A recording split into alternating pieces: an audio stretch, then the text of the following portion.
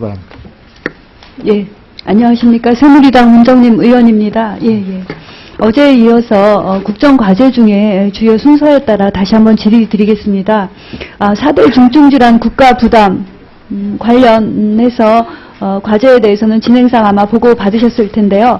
그 4대 중증질환 국가부담에서 4대 중증질환이 왜 공약과 국정과제로 선택되었을까요? 예, 제가 알기로는 이 4대 중증질환이 질환으로 인한 사망의 절반 이상을 여기 이 암, 심혈관, 뇌혈관, 희귀난치성 질환에서 발생하고 있는 것으로 알고 있습니다. 또한 이 의료비 부담의 차원에서도 한 60% 정도의 진료비가 여기에 이 질병군에서 발생하는 것으로 알고 잘 있습니다. 파악하고 계시는데요. 그럼에도 불구하고 형평성 문제가 지적이 되었습니다. 다른 질환과의 형평성 문제도 있고요. 최근에는 암, 뇌혈관 질환, 심장 질환, 희귀난치성 질환 중에서 이 질환군에 대한 보험 데이터를 뽑다 보니까 산정특례를 중심으로 했거든요.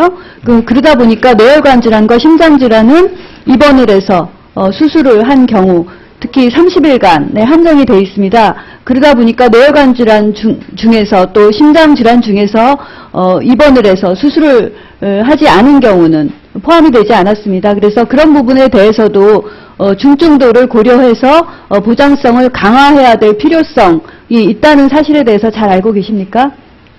예, 알고 계십니까? 파악은 하고 있습니다. 예. 네. 그래서 그런 부분에 대해서 주목해서 잘 파악을 하셔야 될 것 같고요. 예. 또 형평성 문제도 지적이 됐다는 것은 알고 계시죠? 네, 알고 있습니다. 또 하나 재원 문제입니다. 재원 문제에 대해서는 어떻게 생각하고 계십니까? 9조 정도 든다고 되어 있는데 9조로 충분할지, 앞으로 또 그것이 증가된다고 생각할 수도 있는지, 그 다음에 재원 마련은 어떻게 해야 될 것인지, 기본적인 안은 보고 받으셨는지, 어떻게 받으셨는지. 네, 개략적으로만 파악하고 있습니다만은 제가 알기로 지금 4대 중증질환에 대해서 추가적인 재정을 마련한 계획은 없는 것으로 알고 있고요. 건강보험 재정 안에서 소화를 시키려고 하는 것으로 계획되어 있는 것으로 알고 있습니다. 특히 이번에 아직 최근 몇 년간의 건강보험에 어느 정도의 흑자가 쌓이고 있는 상태입니다. 그래서 약간 여유가 있고. 예, 그 부분에 대해서 말씀드리려고 하는데요. 그 파악은 다 돼 있으신 것 같은데 9조 든다고 했습니다. 근데 최근에 예산정책처에서 14조 5천억까지 든다 이런 보고도 있었거든요. 근데 항상 소요 재정은 어느 질환까지, 어느 범위까지 하느냐에 따라서 기준에 따라 조금 달라질 수 있거든요. 지금만 하더라도 뇌혈관 심장질환 중에서 수술을 하지 않은 경우는 지금 포함이 안 됐잖아요. 그죠? 네. 그리고 이 약제의 보장성 강화도, 항암제의 보장성 강화도 지금 위험분담 계약제와 같은 방안을 통해서 이제 해결을 하려고 하는데, 그런 부분에 대해서도 정확하게 어떤 제도를 어떻게 할 것인가 결정이 되지 않았기 때문에 재원이 원래 추계와 달라질 수 있습니다. 그래서 제가 말씀드리는 것은 다르다는 것을 말씀드리려는 게 아니라 재정의 또 전문가이시기도 하니까 매년 그 계획과 실현되는 부분을 꼼꼼하게 살필 수 있는 그런 자세를 좀 갖고 계셔야 된다라는 차원에서 한 번 더 말씀드립니다. 그래서 재원이라는 것은 어떤 것을 기준하느냐에 따라 달라지지만 또 똑같은 기준으로 하더라도 수요가 늘어나기 때문에 연평균 20%가 증가해야 된다는 것입니다. 자연 증가분만 하더라도. 그래서 그런 부분은 좀 감안하셔야 될 것 같고요.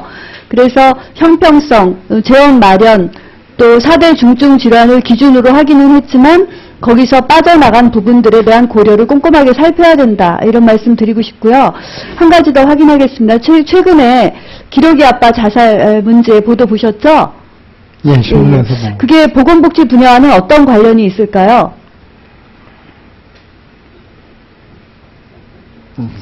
깊이 생각해 예, 제가 말씀드리겠습니다. 제가 지난 5월에 기러기 아빠 문제에 관해서 토론회를 한 적이 있는데요. 기러기 아빠는 사실 교육 문제 때문에 아이들과 엄마가 나가게 된 경우잖아요. 그래서 원인을 따지자면 교육의 문제라고 할 수 있는데 또 결론으로 보자면 또 가정해체 문제가 있습니다. 그래서 여성가족부가 함께 해야 될 부분도 있고요.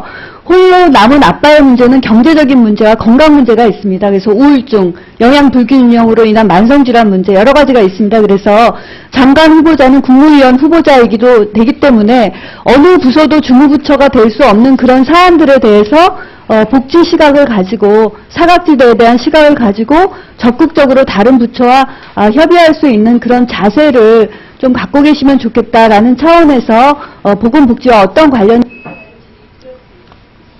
예, 알겠습니다. 네, 수고하셨습니다. 다음은 존경하는 새누리당의 김농현 의원님 질의해 주시기 바랍니다.